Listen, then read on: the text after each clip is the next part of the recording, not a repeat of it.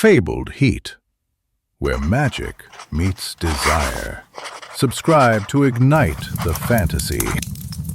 The crash wasn't an accident. It was a calculated catastrophe. Every rivet stressed, every weld weakened, every trajectory plotted and replotted until the margin for error was less than a breath. Metal shrieked against metal, a drawn-out, agonizing cry that resonated in my bones. The scent of burning oil, acrid and choking, mingled with the metallic tang of blood and the sharp, primal fear that hung thick in the air, a noxious cloud that clung to my skin like a damp shroud, coating my tongue with a bitter film. I unbuckled myself, the motion almost casual despite the chaos erupting around us, a testament to the years of training, the countless simulations, the sheer, brutal experience etched into my muscle memory. It wasn't bravery, it was efficiency. Panic was a luxury I couldn't afford. Two Drexari, their harnesses cut moments before impact, a necessary sacrifice to ensure a clean break, were a tangled mess on the floor, limbs twisted at unnatural angles.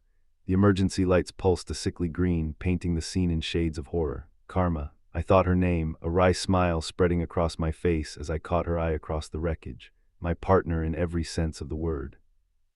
The woman who knew my secrets, my fears, the darkness I carried within me and still chose to stand beside me, still chose to fight beside me. Her dark hair, usually braided tight against her scalp, had come loose, strands framing a face that was, even now, assessing, calculating. "One of your better landings?" I asked, my voice almost conversational, a deliberate attempt to sound nonchalant despite the turmoil that surrounded us. The ship groaned, settling further into the reinforced concrete of the hangar. Sparks showered from severed power lines, illuminating the dust motes dancing in the air. It was a masterpiece of controlled destruction, a carefully orchestrated ballet of chaos that seemed to defy the laws of physics. A distraction, a statement, and a doorway all rolled into one. She just stared slack-jawed for a fleeting moment, then her expression hardened, sharpening into the focused intensity I knew so well. Her face, a map of scars and determination, was a testament to her strength and beauty. Each line told a story, a close call, a hard-won victory, a loss mourned but not forgotten. She de-earned every one of them. Subtle was all she said, a dry observation that spoke volumes about her character. She didn't do praise, she didn't do false flattery. She dealt in facts and assessments, in the cold, hard reality of our situation. Then, turning back towards the mangled cockpit, her gaze sweeping over the wreckage, she said, "Well, come on, and bring the human with you, this way." My limp was real, a persistent ache that throbbed with every step. A souvenir from countless battles and clandestine escapes, a reminder of the sacrifices I had made for our cause, for our love.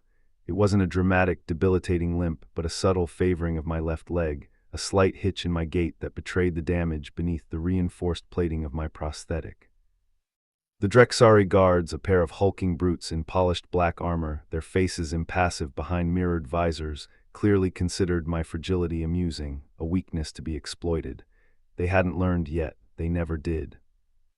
"A small crash landing and it can hardly walk," one of them sneered, his voice dripping with contempt, amplified by the comm system built into their helmets. The sound grated on my nerves, a minor irritation in a sea of larger concerns. Idiots, I thought, my mind already racing with strategies and countermeasures, calculating angles, assessing threats, predicting their movements. They saw a broken soldier. They didn't see the predator beneath the surface.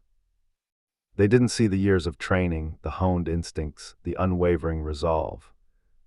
Commencing disruption, the Chi quantum intelligence crackled in my mind, its digital voice a steady presence that guided me through the chaos. It wasn't a voice I heard asterisk so much as felt asterisk, a subtle shift in my perception, a flow of information directly into my consciousness. Immediately the lights flickered, cycling between dim and blinding, a dizzying display of light and sound designed to disorient and confuse.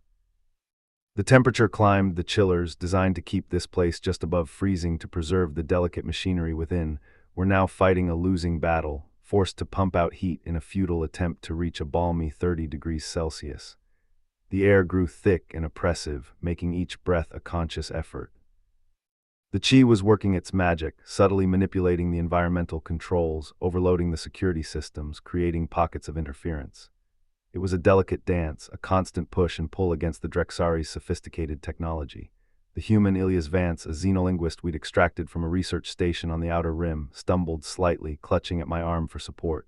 He was pale, his eyes wide with fear, but he didn't scream. That was something. "Stay close," I murmured, guiding him forward. He smelled of ozone and fear, a surprisingly delicate scent. He was a key to unlocking the secrets of the Krill, an ancient race whose language held the key to defeating the Drexari. His life and the fate of countless others rested on our success. What was that? Ilya stammered, his voice barely a whisper. A distraction, Karma replied, her voice clipped and efficient, and a warning. She moved with a fluid grace, her hand resting on the hilt of her energy blade. We don't have much time. The Drexari guards shifted uneasily, their mirrored visors reflecting the chaotic light. They were starting to realize this wasn't just a crash landing. This was an invasion, a calculated, deliberate act of defiance. Chaos was my companion, and she was my guiding star, my love, my everything. And tonight, she was going to help us win.